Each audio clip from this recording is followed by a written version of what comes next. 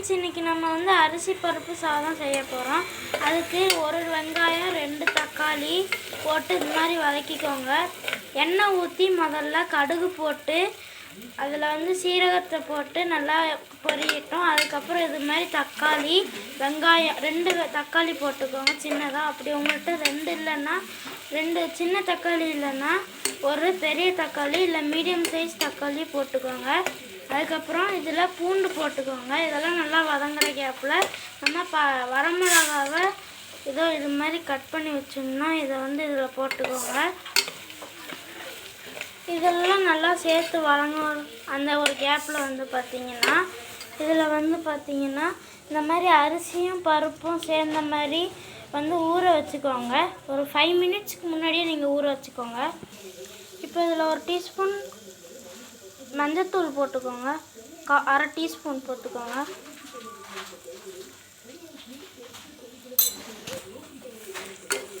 இது நல்லா அப்படியே கலந்து விட்டுக்கோங்க. இதில் முக்கியமான விஷயம் என்னென்னா அடி பிடிக்கக்கூடாது ஃப்ரெண்ட்ஸ். அடி பிடிச்சதுன்னா உங்களுக்கு டேஸ்ட்டு மாறிடும். இப்போ நம்ம மஞ்சள் போட்டோம். இப்போ இதில் நம்ம அரிசியும் பருப்பும் கலந்து ஊற வச்சுருந்தோம். அதை இதில் போட்டுடலாம்.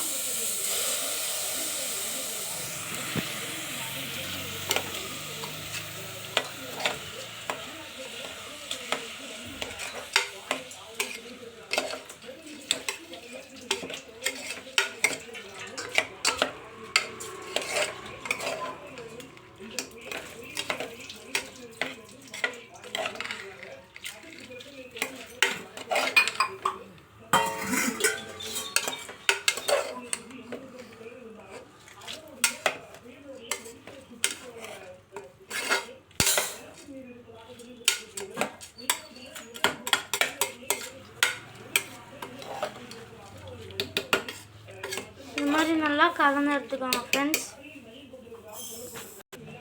இப்போ இதில் நம்ம 2 சொம்பு தண்ணி ஊற்றிக்கலாம்.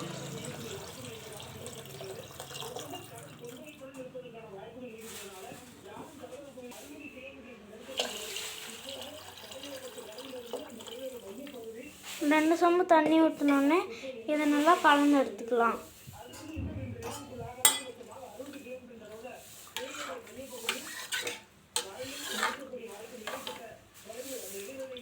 இந்த மாதிரி இருக்கணும் கலர் உங்களுக்கு.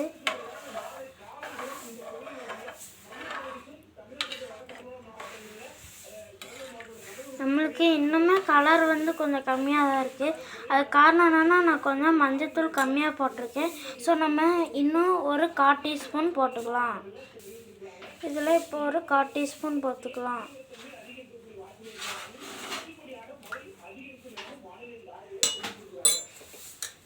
நான் வந்து ஏன் வந்து உங்களுக்கு முன்னாடி செஞ்சதை காமிக்கலன்னா அது ஒரு வீடியோ எடுத்தேன். அது வந்து பார்த்திங்கன்னா டெலிட் ஆயிடுச்சு. அதனால தான் திருப்பி முதலேருந்து சொல்லி இதை திருப்பி உங்களுக்கு மீதி பாதியை போட்டு காமிக்கிறேன். இது மாதிரி செஞ்சு கொடுங்க. உங்கள் ஃபேமிலியில் எல்லோரும் நல்லா விரும்பி சாப்பிடுவாங்க. இப்போ இது கொஞ்சம் கொதிக்கணும். இப்போ இதை நீங்கள் ஹை ஃப்ளேமில் வச்சுக்கோங்க. இதில் கொஞ்சமாக பெருங்காயத்தூள் போட்டுக்கலாம்.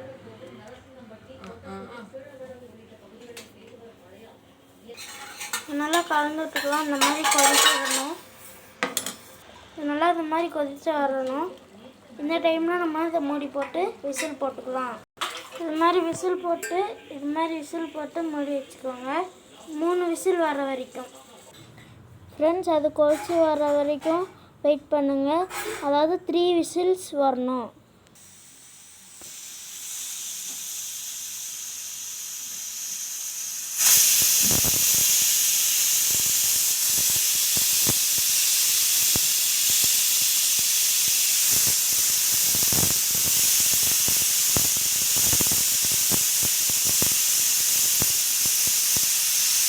ஃபஸ்ட்டு விசில் நம்மளுக்கு வந்துச்சு. இன்னும் 2 விசில் வரணும்.